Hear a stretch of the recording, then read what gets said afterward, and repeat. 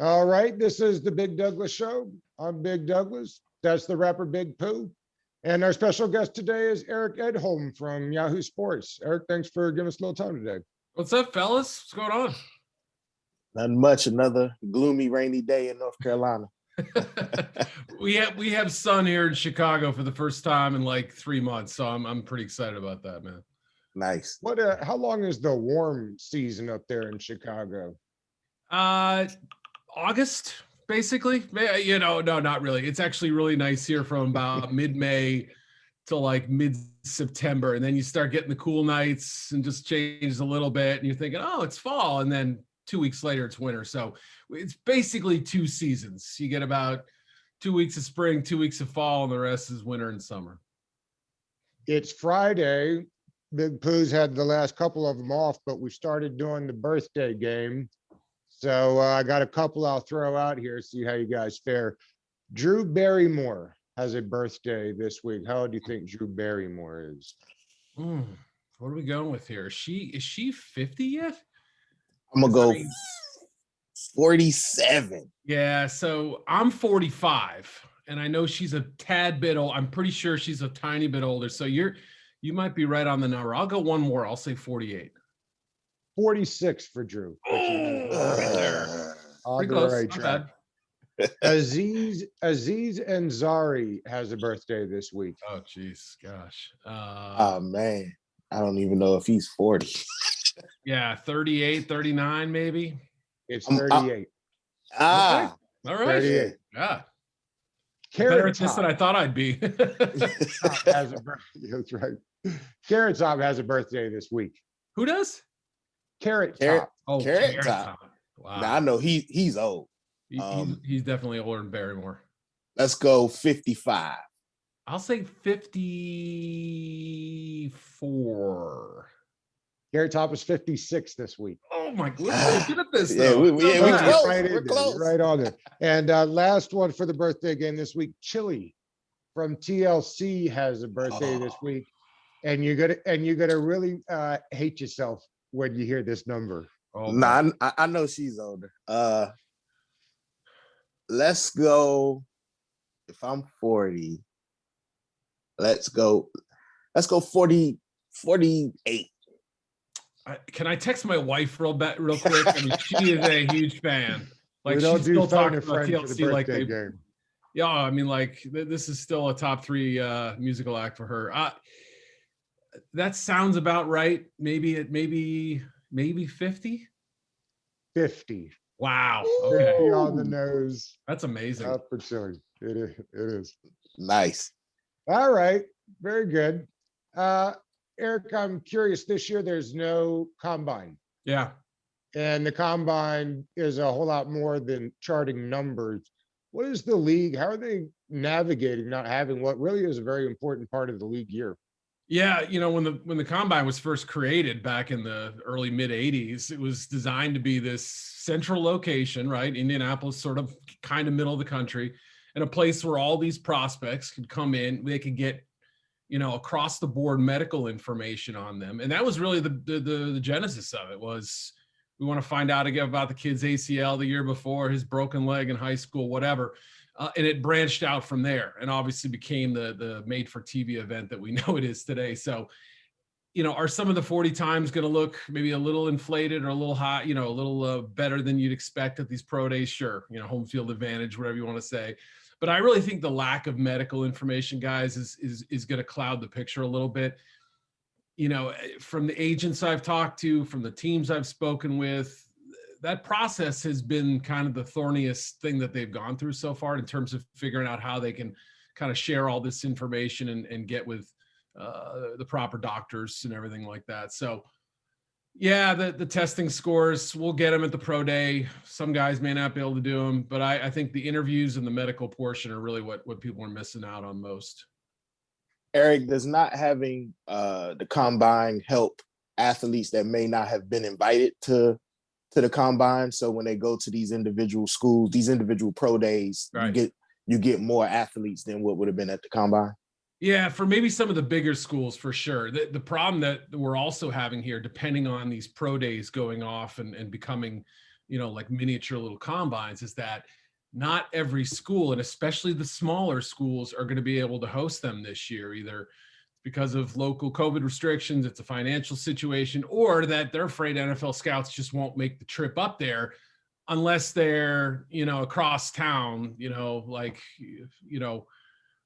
trying to think of a good example this year, but some of these schools that are within 20 minutes drive of a bigger school, like Wisconsin Whitewater's doing its the day before the University of Wisconsin, hoping that scouts stay around, make a short trip. They don't even have to change hotels if they don't want to. So, but yeah, you bring up an interesting point. Normally, if a guy gets, is not one of the 330 plus players who gets invited, there's a little bit of a stigma attached to him.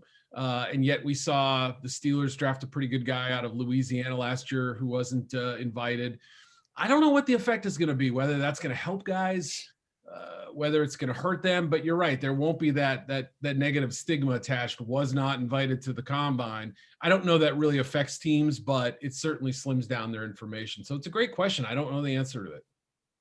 And it's also a meeting of the minds, right? It's just as much the executives chatting and putting stuff together.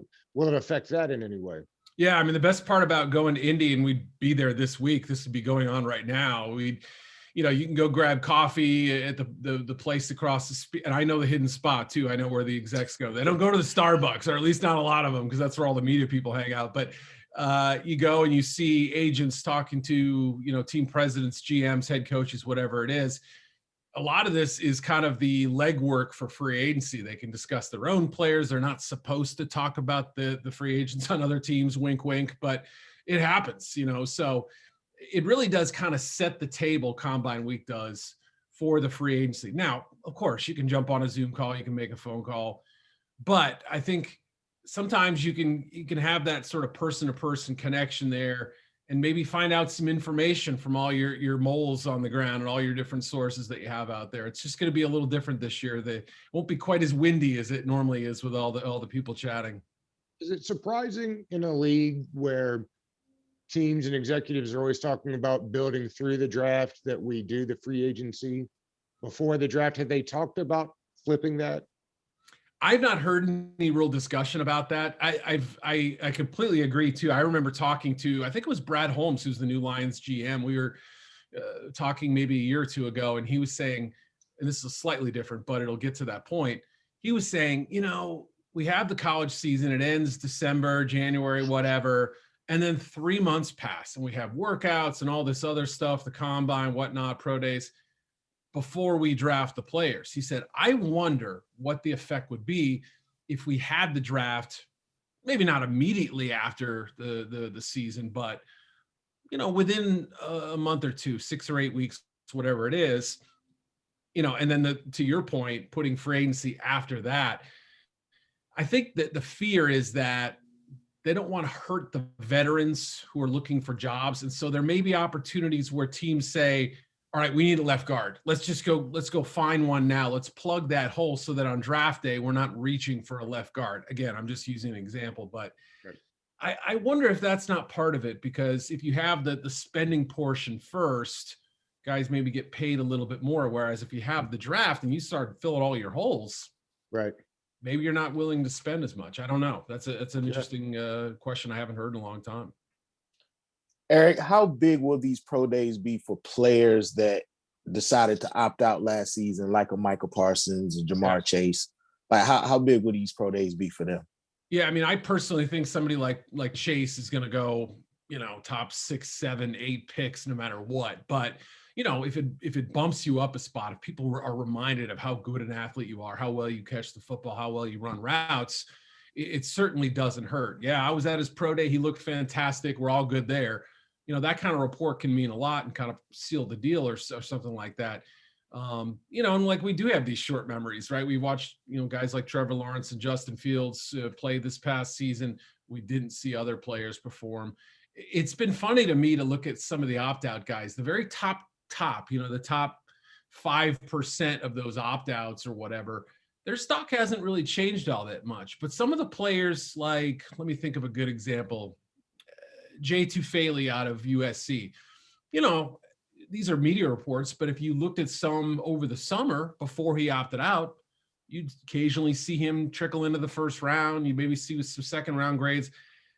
I don't know if he's even going to go on day 2 now. And he hasn't done anything to hurt himself. So yes, if he has a good pro day workout, if all these other guys who are not considered, top 15 or 20 locks, if they work out, they show out well, I think it can help them a lot. And we saw at the Senior Bowl, occasionally an opt-out guy like a Nico Collins from Michigan looked a little rusty the first day, and then all of a sudden by day 2, he had his sea legs under him, and he looked like the prospect everybody thought. So I wouldn't be shocked if there's a little bit of that going on. Eric, you mentioned the quarterbacks. Let's talk a little bit about it. Zach Wilson's stock is skyrocketing. We actually talked to Theismann the other day, and he told Pooh and I that he liked him above all the other quarterbacks, including Lawrence. And frankly, he's not alone in that. I've seen more and more people say that. What is going on with the Wilson stock? Yeah, I think there's this sort of infatuation with the guys who have, the arm talent and the ability to move. And good luck. I mean, it's good for the league too, in the sense that a lot of the prospects, you put one of your best athletes at quarterback, you develop him, you figure out what he can do. It used to be you got sort of the statuesque pocket guy back there, and the Mac Joneses of the world are more the exception of the rule now. They're sort of yesterday's quarterback, if you will. Now, I still think those guys can play a little bit, but yeah, Wilson was a question mark heading into the year, probably had, grades, maybe not every team even graded him because he was only a rising junior, but day 3 range, round 5, round 6, the talent was there. We saw it in 2018. He had a little bit of an injury plagued 2019 season, had a couple of things. He had a shoulder and then a wrist, missed part of the season. So he came into the year, people still remembered what he did his freshman year when he was called the Mormon Manziel and all that, and was, putting up the highlight plays and having fun out there, a little raw, but this year he sort of put it all together. Now, how much of that was the fact that he was playing, a weak Boise State team and not as good a usual San Diego State team? He didn't get to play Utah. He struggled against the Utes in 2019. Probably his stiffest defensive test was Coastal Carolina. But when you see him out there making those Mahomesian throws and those Aaron Rodgers type plays, it's hard not to get excited, but there's still some holes in his tape. He still makes some throws some hospital balls out there. Can get a little cute with the ball and get a little, a little too cute for my taste at times. But boy, it's hard not to be allured by what he has to offer. Eric, do you see the top 5 quarterback prospects all going in the first round this year? Obviously, we know it's QB needy teams out there, right, but how they fall, determines a lot. But do you see them all going in that first round? I think so. Yeah. And, assuming, let's just throw, whatever order you want to put them in: Trevor Lawrence, Justin Fields, Zach Wilson, Trey Lance, and Mac Jones. The question was Mac. Like, was he that good? Was he a product of a system that was loaded with 5-star recruits and future NFL studs? The answer is probably yes to both. He's the one who made the passes. He completed almost 80% of his passes. It's ridiculous. 77.5 or whatever it was. A 10-to-1 touchdown to interception ratio, looked cool and poised out there. And some people even thought he played better than Tua did prior to his injury last year. But, the question was how high is his ceiling? Is he kind of close to maxed out? I think it's a fair concern. I think he's a little bit of a safer play than some of the other guys. The riskiest one is probably Trey Lance. It's hard not to get thrilled watching him. That's why I think he's ultimately going in the top 10 or 12 picks. But are you a confident enough GM to take a guy with 17 FCS starts, one this past year, and hope it works out? Hope he's in the right system. It's going to be, it could be a pick that guarantees the GM is going to be there for 10 years, or it could be the pick that gets the guy fired in 3 years. I got to assume that how the Carson Wentz story is playing out didn't give Trey Lance any help here. Fair point. Yeah. Right. There's always whether it's fair or not, I think there's always going to be suspicion, And it's different from saying, well, why Justin Fields isn't going to be good because no Ohio State quarterback made it in the NFL. To me, that's a dumb argument. But if you're looking at a system that's in place, and in this case, a lower level of football, I mean, it's something to wonder, especially for teams where the owners like to kind of dabble in the first round picks, and maybe they may break ties or they may have their influence felt. The scouting departments obviously hate that, right? They don't want to have the owner who doesn't study football. They study the business. They don't want them making the picks. That could be the kind of thing that affects it. But yeah, I would think the Wentz effect is probably not a huge part of it, but it's part of it. We do a lot of Washington football team here. What do you think they're looking at 19? I mean, I don't want to say that the Mac dream is dead, but it almost feels like he's going higher than 19 at this point. Yeah, and right. Do they want to trade up? Are they, what do they feel about Taylor Heineke after the playoff game? Is he even a legitimate starting candidate at this point? It's probably the most confusing situation as it stands right now. Patriots would be there, Saints until they figure out what they're doing, Chicago Bears, but really those sort of 5 teams right now, assuming none of them can get Deshaun Watson or Russell Wilson or some pie in the sky dream like that, they're going to probably have to rely on the draft at some point. Now, if those 5 quarterbacks are gone, that lends me to believe that the other 14 picks, there'll still be an offensive playmaker or a lineman there that could really help. I mean, could they go defense? Sure, right? If there was somebody special who's still on the board. But my feeling is that, however they end up going about the quarterback position, and assuming those 5 are off the board, getting some help for whoever's making the passes certainly would be a good upgrade. I mean, they're putting some really interesting stuff together, but it's just not a complete picture in my mind. They've been in on almost every quarterback that's been available, to my knowledge. Right, which lends you to believe they're interested in upgrading the spot. Right, and it makes it seem like a veteran would be the first choice, right? If they're testing the water on Stafford, if they're looking in on some of the other guys who've been dealt, it makes you believe that they're at least going to try to solve the problem through the veteran route and not trust the rookie. Or, I mean, they'd like to have it obviously figured out before the draft if they can, and if it's a starting caliber quarterback. So I don't know. I don't exactly know what direction they're going to go, but they're one of those fascinating teams that, obviously what they do in free agency is going to have a huge effect on what they end up doing in the draft, starting with quarterback. All of the talk has been about what is considered the most important position on the field, quarterback, for the upcoming draft. What is the next best position in this upcoming draft? The next best and or the next deepest? Yeah. And I mean, in terms of positional importance, some people will tell you an edge rusher is crucial. Some will tell you a cornerback is, some will say, a left tackle or something like that. But if we're strictly looking just at the talent available, this crop of wide receivers is, again, after last year was a really good group. I'm starting to think this year might be a little better, a little deeper, and maybe a little more top heavy too. Like, we didn't get a receiver in the top 10 picks last year, but we had a bunch through about number 100, and then it tailed off a little bit after that. So the top 100 picks were very well represented a year ago by wide receivers.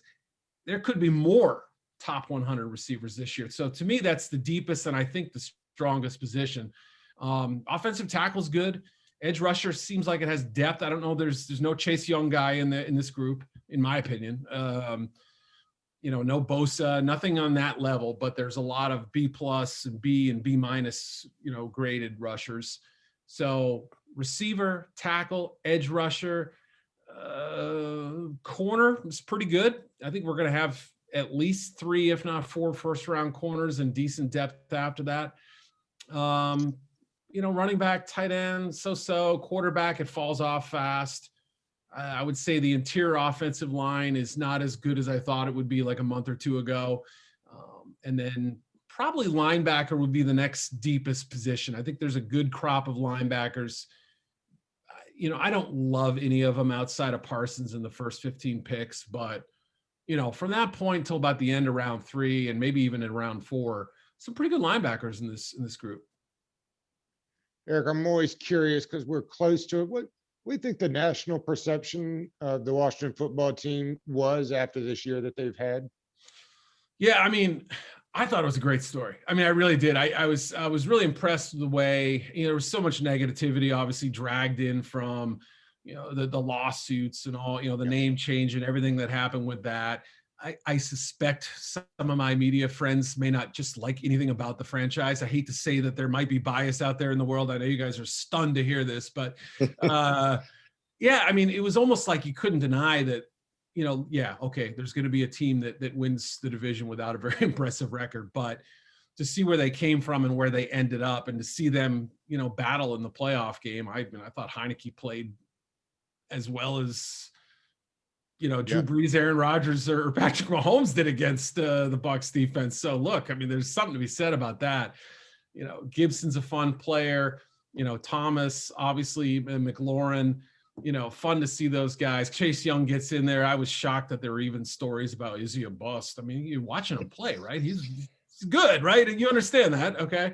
So he was a great addition a year ago. I don't think they, unless they had designs on drafting Herbert, they made absolutely the right pick. And I don't even believe they met with Herbert at the combine last year. So it was kind of a Chase Young or bust type of deal. So unless Burrow fell. So I thought, they nailed that pick.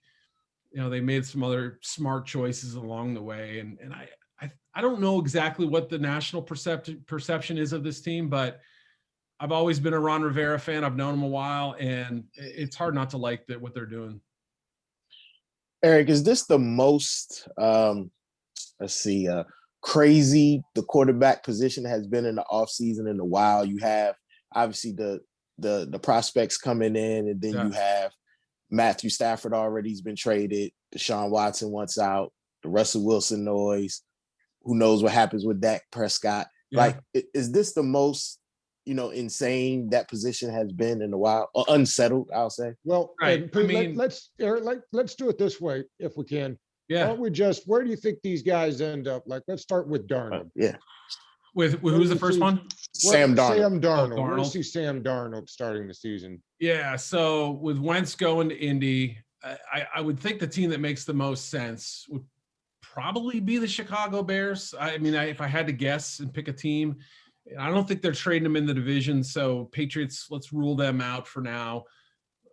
Could Washington or somebody else get involved? Absolutely. I mean, it's certainly possible, but I think the Bears are in a weird spot in the sense that Ryan Pace, like Washington, outside the top 15, probably not in range of drafting one there. The last time he traded up for a QB was Trubisky ahead of Watson and Mahomes. So you kind of have to go with a veteran, but not give up too much. But I could see Pace trading next year's first, because if it works out, great. If not, somebody else's problem. He's getting fired, So I kind of see it that way, but that's just a guess. All right, Dak Prescott. I think he probably signs the tender and returns. The fact that we haven't really heard a lot of clarity on that situation just kind of keeps the door open just a little bit. I mean, I can't even imagine, how that would develop if for some reason he wasn't going to get that and he got Kirk Cousins or whatever. But yeah, it's a little bit of a strange deal. So I'll say he stays in Dallas, given that they haven't really talked openly about looking elsewhere. Deshaun Watson. I almost feel like I'm swimming upstream on this one. You still hear people say, well, Texans are in a terrible spot. They're just going to have to trade him.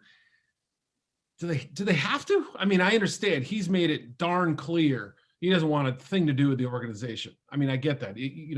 Anyone who wants to call him from that team and try to talk him out of it, they can try. It doesn't sound like they're going to do a very good job of it. And I think it would probably be pretty disastrous if they had to go into the season without any kind of defined starter, losing their superstar. I mean, unless they're putting on a really good show, which they might be. Nick Caserio, new GM, keeping his cards close to the vest. We don't know how to read them yet. Maybe there's still a chance he ends up there. But if there's a team out there, not named the Miami Dolphins, that could put in a big offer, because the Dolphins have the assets, they could trade 2 picks, whatever. Carolina Panthers are the ones who, remember I talked about the owners David Tepper, the owner, who's been there a couple of years, reportedly is like hellbent or infatuated on the idea of making a run at Watson, and that could even include Christian McCaffrey. So yeah, that would be the other team besides the Dolphins that could be in play. You mentioned Tua. I know you interviewed him the other day. Yeah. Have they really given up on Tua after year one? Do you think he's in Miami next year, right? Right. Well, the interview was set up through his marketing people, and they gave us the stipulation of no trade questions, which you know how that goes. So yeah, I wanted to somehow sort of sneak it in, to see if he'd respond at all without actually saying the word trade, but I didn't want to push my luck. So I don't believe they've given up. I think if there's a way they can trade him in a Deshaun Watson deal, they do it in a heartbeat. I think that's the only scenario where he's not a Dolphin next year. What about Russell Wilson? Wow. I mean, this thing has taken on kind of a life of its own. It's weird, right? Around the Super Bowl, we heard the reports, his camp isn't happy and the Seahawks, may dangle him or whatever. It just felt like a slow news cycle story to me. And it felt like maybe ginned up to sound a little sexier than it was, but good piece by The Athletic this week. 3 different writers worked on it, really kind of detailed where the divide was and how Russ felt his input should matter more. There was some sort of chaos on the coaching side. Pete Carroll digging his heels in. He wants to run the ball, play safe, and then take shot plays every now and then. Basically telling Russell, no, we're going to do it my way because I'm Pete Carroll, That one feels a little more solvable than Watson's situation right now. So I still feel like there's a decent chance better than decent, a very good chance that he's back in Seattle. But, we were almost at this point in 2018 when they were negotiating. I mean, there was a rumor about sending him to the Browns for the number 1 pick that year. I think it was Myles Garrett, if I remember. I mean, really? Imagine how that would, or no, it ended up being Baker. Sorry, it ended up being Baker Mayfield, I guess. But man, what a change that would have been. It just would have been so different. But I would say there's maybe a 10 or 15% chance they'll ask a lot. It would crush their cap if they traded him. That's the problem. Yeah, I saw it was like 39 million against the cap in dead money. It's high. It's high, right? If they did it post June 1st, they'd have some relief. They could spread the cap hit over 2 years. They wouldn't take as big a chunk out of it. They would get some cap relief from his contract tolling to the next year, or not tolling, but rolling over to the next year. But are you trading your starting quarterback in June? Like what do you do? You bring Matt Flynn back? I mean, it's not like there's a whole lot of options at that point, unless you're getting a starting QB back, which is the only way to do it. I have one more QB situation, not necessarily QB. What are the New Orleans Saints going to do? Because I don't think that what is his name? I cannot remember his name. Taysom has shown that he's really ready to handle things full time. So what are they going to do down there in New Orleans? Oh, Sean Payton, isn't he just the best, right? Yeah. I mean, it's he did it like a media junket at the end of the year. It was kind of weird. He did a bunch of interviews. I don't know how they were set up, but he basically gave the same message. I love Taysom Hill. Jameis Winston's still in the picture. We don't know what Drew's going to do. Could Drew come back? Maybe. I don't think he will. He hasn't said anything yet. It's a little bit surprising, but he still has plenty of time to retire. Free agency doesn't start till the 17th. So, I would guess a Winston Hill pairing, and then maybe drafting someone a little bit farther down the line. Maybe like a Kellen Mond, who's got big arm, comes from kind of a pro style system at A&M under Jimbo Fisher, got a lot of tools. Somebody who Peyton could kind of develop a little bit behind the scenes. So, I could see that route being pretty possible. But again, there are people out there who kind of wonder, has Breeze made his mind up yet? Or is his body healing and he's now starting to think, I got one more. I watched Tom win a Super Bowl. I want to do that. It could happen. I don't know. Eric, we appreciate the time today. This was a whole lot of fun. Yeah, I'd love to do it any other time. Good hopping on with you guys. I appreciate it. Thank you very much. All right, fellas. Have a good one. See ya.